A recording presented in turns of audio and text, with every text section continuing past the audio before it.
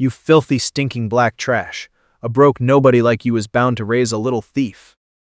Today I'm calling the police and having both of you thrown in jail. Let's see if low-class scum like you ever dare show your faces in this royal jewelry store again." The vicious insults tore through the perfume-scented air of Aurora Jewelry.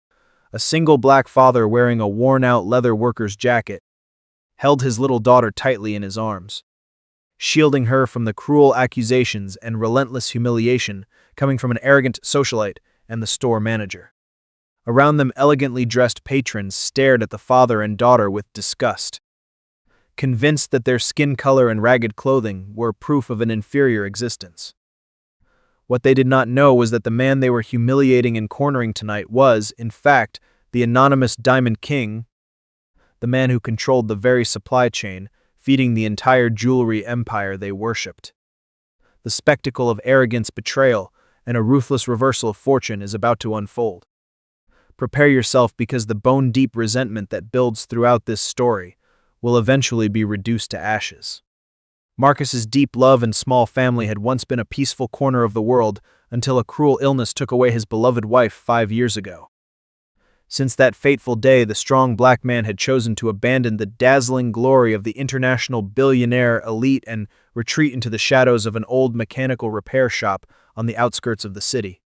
He chose a quiet life in hiding, concealing the true identity of a Diamond King in exchange for complete peace and safety for his daughter Maya, who had just turned 10 years old.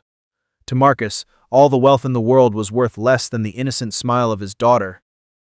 The child who bore the exact same face as his late wife, Marcus's youth and muscular build were marked by rough calluses and coarse scars, the unmistakable signs of a genuine manual laborer. Every day he wore a rough, faded leather jacket, stained with stubborn grease marks that could never be completely removed after exhausting overtime shifts that lasted until midnight.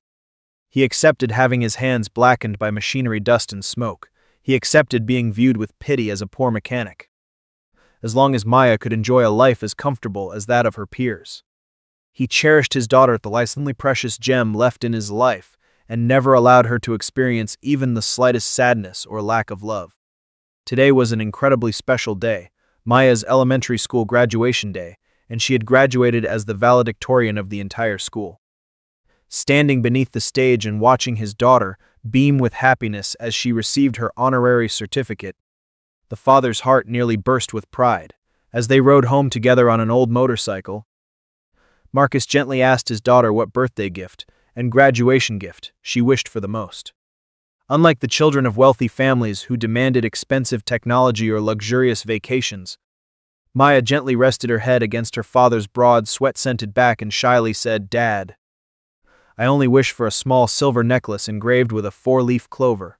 I want to wear it so that every time I go to school, I can feel that you and Mom are always beside me, protecting me." The innocent and thoughtful wish of his loving daughter made Marcus's eyes sting with emotion. To fulfill that small wish, he carefully saved every dollar he earned from countless sleepless nights repairing vehicles, smoothing out every small denomination bill and neatly placing them inside the corner of his worn leather wallet. Holding his daughter's hand, Marcus walked into Aurora, the largest and most magnificent 6-star jewelry store in the heart of the city. It was a sanctuary of luxury jewelry, a place that existed primarily to serve the ultra-rich, the wives of powerful tycoons, and elite socialites carrying prestigious black cards. Marcus walked slowly and calmly with his daughter. His only intention was to head toward the display case, containing simple silver jewelry at the far end of the showroom, and choose a gift that matched her wish. He sought no attention and had no desire to display his power. Yet in a world where everything was measured by the value of carat-sized gemstones and perfectly pressed suits, the appearance of a tall black father wearing a worn leather jacket and leading a little girl carrying a faded school backpack quickly turned them into a dirty and out-of-place foreign object. What no one knew was that behind that crude grease-stained leather jacket lay unimaginable power, and that the humble appearance of this father and daughter would become the spark that ignited a chain of cruel events, dragging the arrogance of the wealthy toward a punishment from which there would be no escape.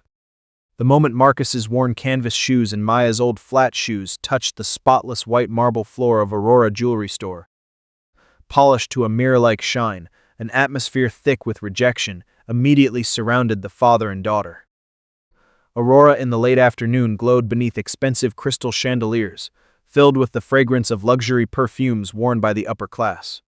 The presence of a tall black father wearing a leather jacket stained with grease from an old repair shop, standing beside a little girl carrying a faded school backpack, created such a cruel contrast that it resembled a filthy black ink stain suddenly splashed across a flawless platinum silk painting. The store's head manager, a middle-aged woman dressed in a fitted business uniform, her hair neatly tied in a bun, with a gold-plated name badge pinned to her chest, had been greeting customers with a pleasant smile. The moment she saw them, her face stiffened. Her eyes immediately narrowed, turning cold and filled with contempt and extreme suspicion. Without a greeting, without even the minimum courtesy expected in a 6-star service establishment, the manager walked over and deliberately positioned herself directly in front of the father and daughter, like a solid wall, preventing them from entering deeper into the main display area. She then turned toward one of her subordinates and spoke in a cold voice, intentionally loud enough for everyone in the showroom to hear. "Bring me that alcohol-soaked silk cloth, and thoroughly wipe down the entrance area and that glass counter over there. Distinguished customers come here to buy million-dollar jewelry.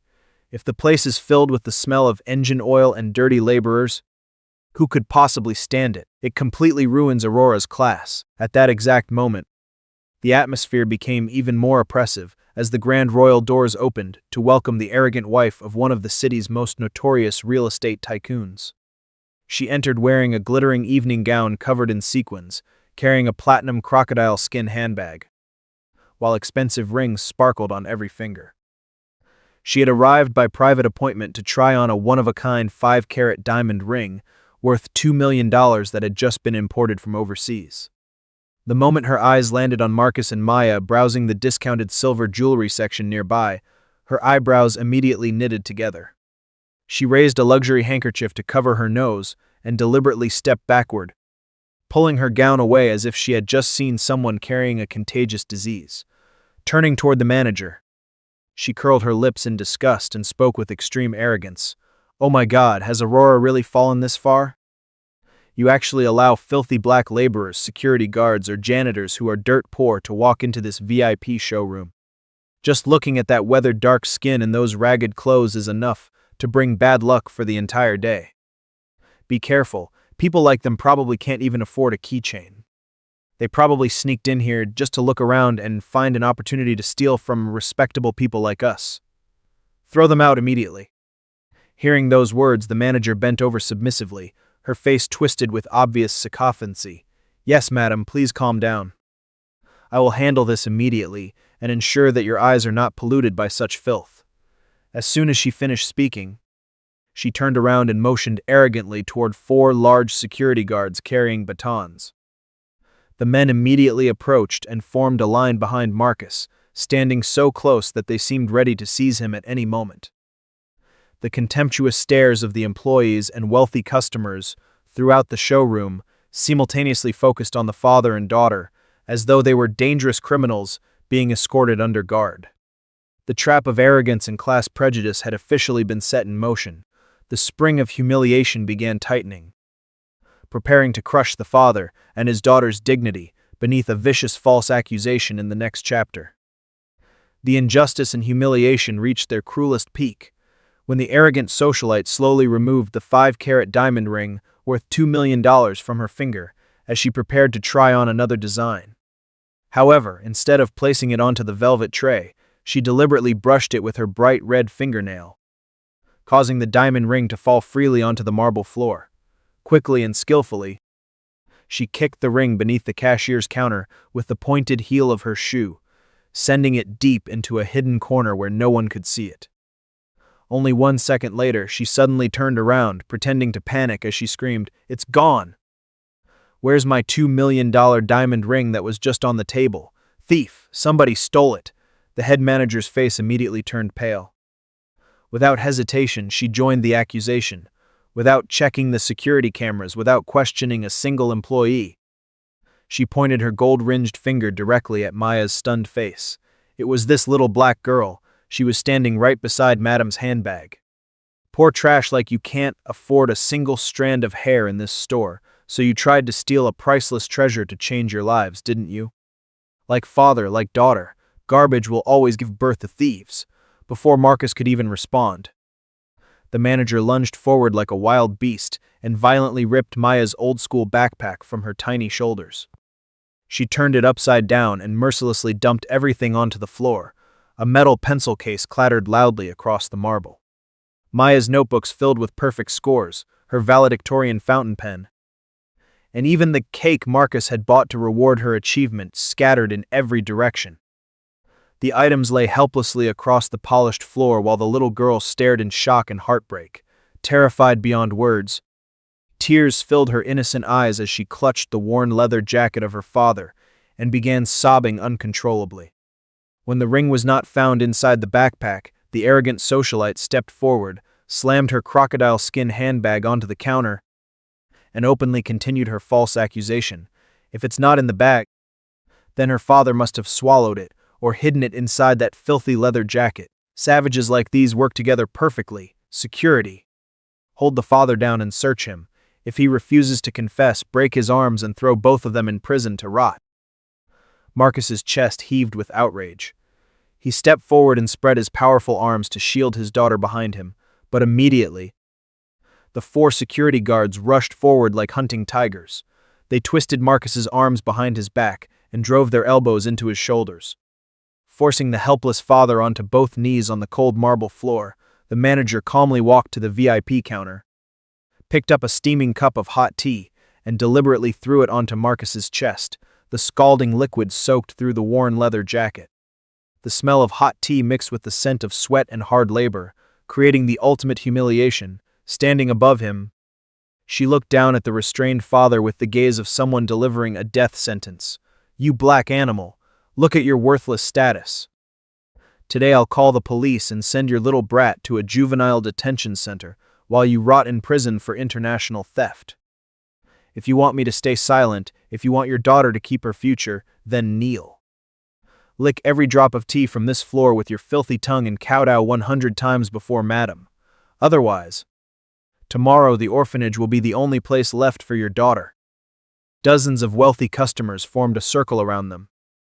They stood there with cold indifference. Not a single person stepped forward to stop what was happening. Some of the rich young men and women even pulled out their expensive phones to record videos and take photographs, while throwing mocking insults at the father and daughter as though it were cheap entertainment. Watching her father forced to kneel on the floor, Maya burst into tears. Her sobs of helplessness and resentment were enough to tear apart the heart of anyone who witnessed them. The dignity of a father and the honor of a valedictorian child were being mercilessly crushed beneath the heels of wealth and arrogance. The emotional tension tightened to its absolute limit, fury rising to an unbearable peak, waiting for the terrifying explosion that would finally shatter the pride of the wicked. Marcus lay kneeling on the cold marble floor, his rough leather jacket still burning from the tea the manager had just thrown on him.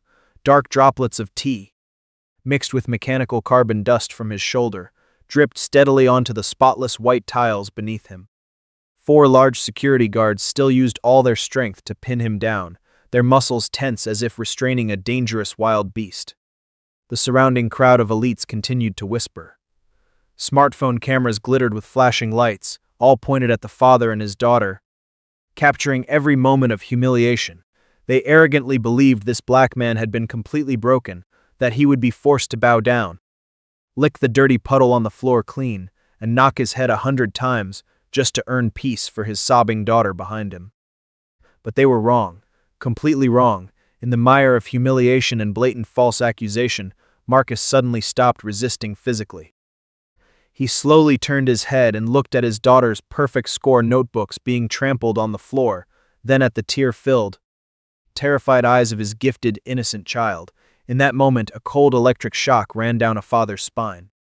5 years of restraint, of living a quiet, ordinary life, collapsed entirely within him. The shell of a poor, obedient mechanic was violently torn apart by the greed and cruelty of the upper class. His tear-red eyes suddenly tightened, transforming into a razor-sharp, terrifyingly calm gaze. the eyes of a financial tyrant who once stood at the absolute peak of the world. Let go. Marcus spoke. It was not a plea but a deep, thunderous command rising from his chest. With the explosive strength of a former Special Forces soldier and the raw power of a father pushed beyond his limit, Marcus tensed his back. He flung off the 2 guards on his left, twisted his body, and drove his elbow into the one on his right.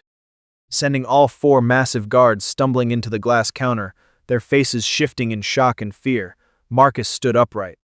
Towering like a black mountain in the grand hall, his height and overwhelming, icy presence released a suffocating pressure that forced the surrounding wealthy crowd into stunned silence, instinctively stepping back.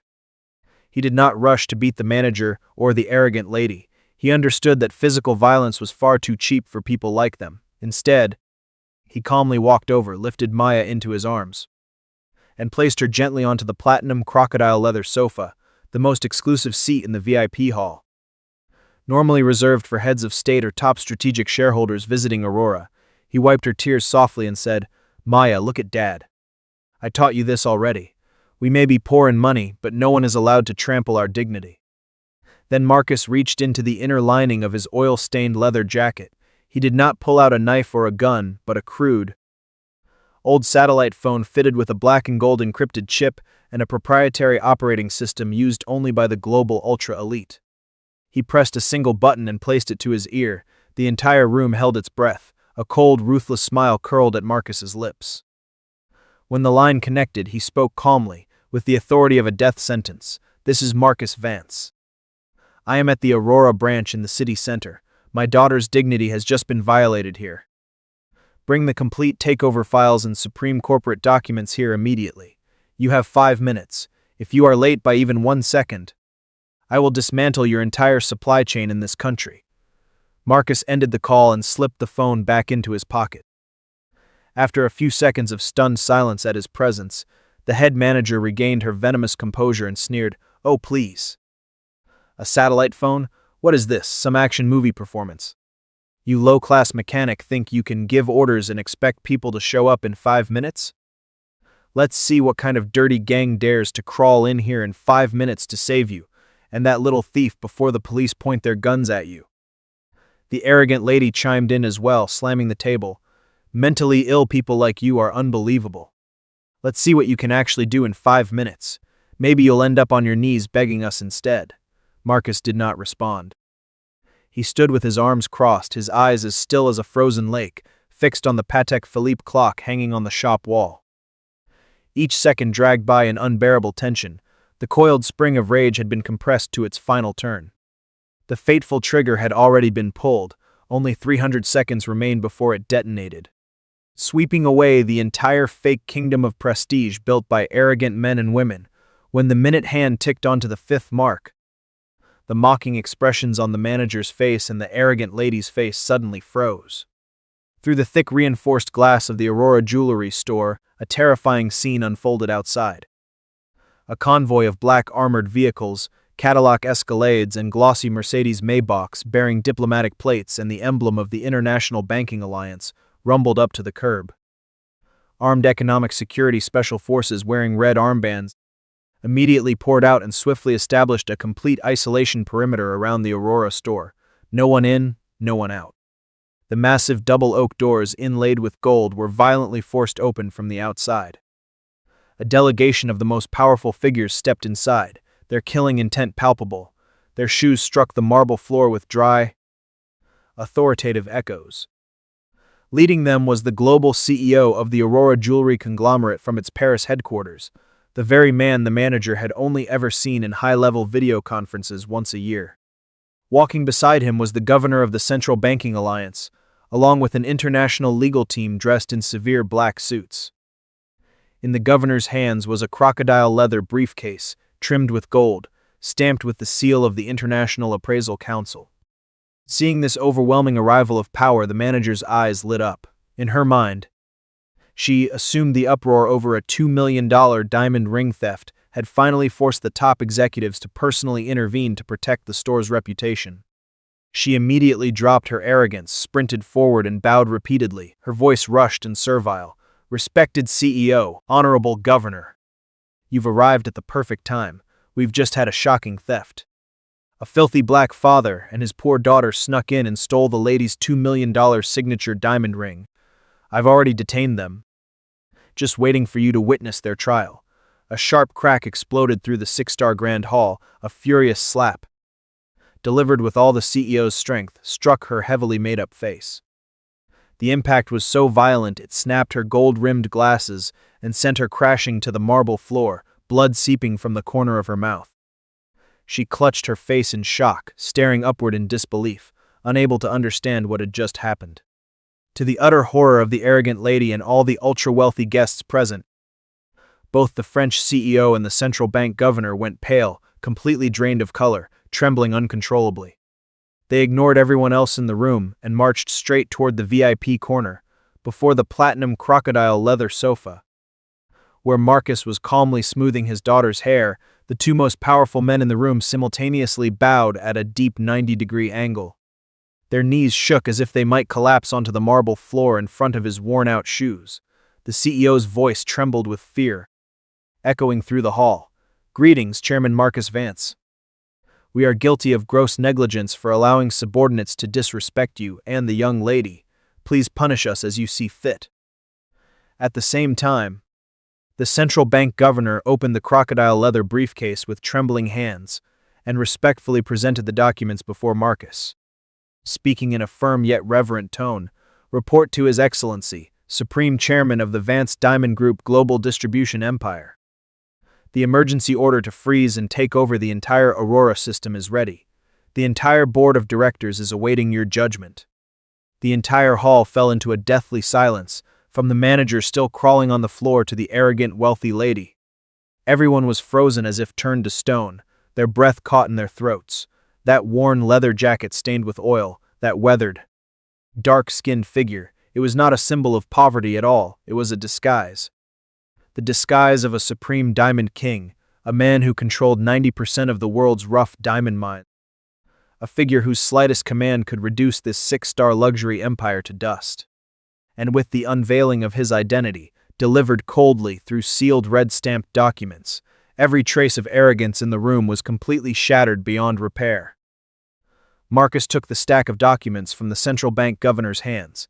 He did not rush to flip through them, but placed them on the reinforced glass tea table.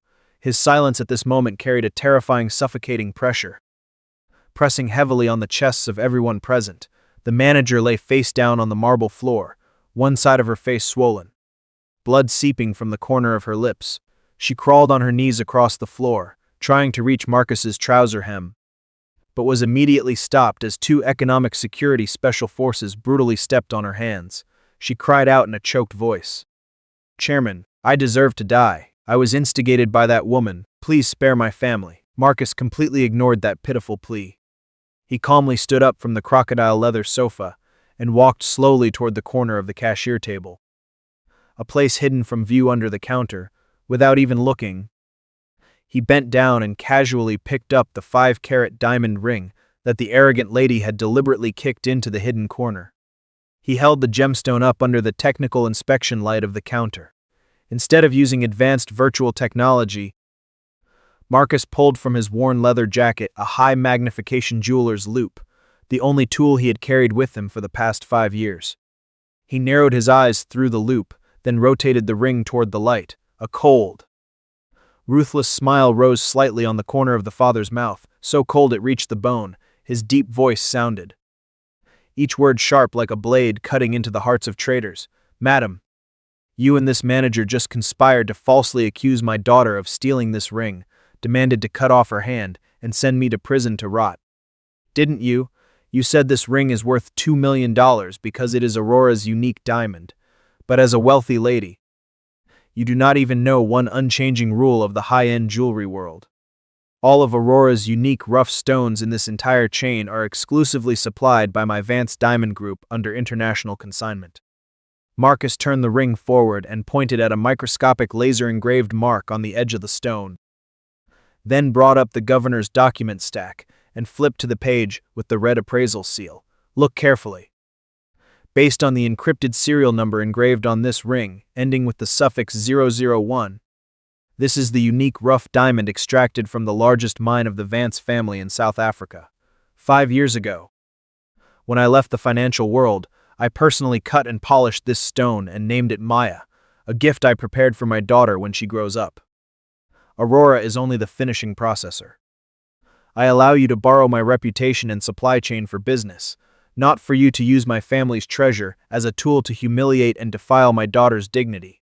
Marcus's firm declaration fell like a death sentence onto the heads of the manager and the lady. The manager completely went insane upon hearing it. She slapped herself repeatedly, smashing her head against the marble floor until it bled. Her desperate cries echoed through the hall, but only earned disdainful eyes from the Paris CEO. Marcus looked at her with terrifying calm and stepped back to avoid her filthy hands trying to grab his shoes. This afternoon, you used your authority as manager, poured hot tea onto my chest, and forced me to lick the dirty puddle on the floor with my tongue in exchange for my daughter's future. Now, I use the supreme authority of the founder, immediately revoke Aurora's dealership qualification nationwide. Seal and recover all consigned diamonds here. Within 24 hours, my legal team will file charges for defamation, insulting a child's dignity, and destruction of a citizen's property. You will spend the rest of your life behind prison walls, thinking about what you call status. Turning to the motionless, wealthy real estate lady, whose heavily made-up face was now smeared with sweat and fear, Marcus coldly signed the governor's document with a sharp stroke of the pen, the sound dry and final. As for you, arrogant madam, your husband's real estate company has mortgaged Central Mining assets to my family's Alliance Bank for a $500 million credit loan. The early repayment recall order is now officially effective from this moment. Tonight, your proud heel and contempt for the poor have personally buried your entire fortune. Pushing your husband and children into overwhelming bankruptcy and debt, prepare to live on the streets. The Economic Security Special Forces, filled with killing intent, rushed forward and violently twisted the arms of the manager and the arrogant lady behind their backs, snapping cold handcuffs onto them in front of all the wealthy guests who had once joined in mocking the father and daughter. The manager and the lady were dragged away through the VIP hall corridor amid desperate screams and cries. The luxurious ivory tower they had built to look down on the world had now turned into a guillotine that buried their entire lives. The one who sowed the wind had finally reaped a catastrophic storm, losing everything at the very place where they had been most arrogant. Amid the ruins of greed and arrogance that had just been crushed by supreme power, the Diamond King Marcus paid no attention to the fearful and submissive gazes of dozens of ultra-wealthy guests present in the store. He turned his back on that vain world and walked step by step, slowly but decisively, toward the pile of books and school supplies scattered on the marble floor, items that had been brutally snatched and thrown aside by the manager not long ago. The strong father knelt on one knee, his rough, calloused hands that were only used to mechanical gears and million-dollar rough diamonds, now gently lifted his daughter's notebooks with perfect 10-point handwriting.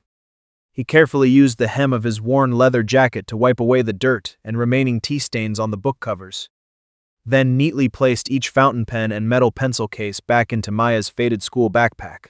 Every movement was slow and respectful, as if he were gathering the most precious fragments of his family's dignity. When the backpack was neatly zipped up, Marcus walked to the glass display shelf and removed a small silver necklace engraved with a 4-leaf clover, a simple, modest gift his daughter had always wished for. He walked to the crocodile leather sofa, where Maya had stopped crying, her clear eyes now looking up at her father with overwhelming pride. Marcus gently placed the necklace around her neck and held her tightly in his strong chest, still carrying the scent of sweat and strong tea. He softly kissed her forehead and spoke in a deep but powerful voice, his tone echoing throughout the silent hall. Maya, my daughter, remember this day clearly. The dark skin marked by wind and frost, and this old oil-stained leather jacket have never been labels that define our worth. Money outside can buy the most dazzling gemstones, but it can never buy integrity, self-respect, or a noble soul. You are the top student. You keep your honesty. That is the eternal crown that no arrogant heel can ever take away from you. Having said that, Marcus put the backpack on his shoulder and lifted his daughter into his arms. He walked forward with dignity, his tall silhouette moving through the VIP hall, heading straight toward the main exit. Behind him, the Paris CEO, the central bank governor, and dozens of security agents all bowed deeply in farewell. None of them dared to raise their heads to look at the royal aura of the father. Money, fame, or powerful black cards may buy temporary respect from the world, but they can never buy a person's self-respect. The deceitful manager and the arrogant wealthy lady of Aurora had falsely believed that using power and status to humiliate a single black father and trample a well-behaved child's dignity was a privilege of the elite. In the end, the clear and merciless law of karma in life proved itself fair, precise, and ruthless. That 6-star golden banquet hall, and the false accusations they created to push the poor into a dead end, had instead become the executioner's blade, exposing their lies and stripping away everything in just 5 minutes: dignity, wealth, and future. Stripped of their global dealership rights, their company collapsing under crushing debt, and facing serious criminal charges, that was the entirely deserved ending, without a single trace of mercy for those who looked down on paternal love and human dignity. Did Marcus the Diamond King's journey of reversal and exposure of evil today give you a feeling of satisfaction? Did it reignite your belief in the power of integrity and human compassion in a society full of materialism? What do you think about the moment when the manager collapsed to the floor, desperately slapping herself in despair? Leave your deepest reflections and life lessons in the comments so we can discuss and spread this message further together. If today's story helped you release frustration and gave you a satisfying view of karma, please support us by pressing like, sharing this video widely with friends, and subscribing to the channel right now. Your support is the greatest motivation for us to continue creating more dramatic, emotionally intense, and shocking reversal stories. Thank you very much for listening until the very last moment. Goodbye and see you again in the next journeys of karma.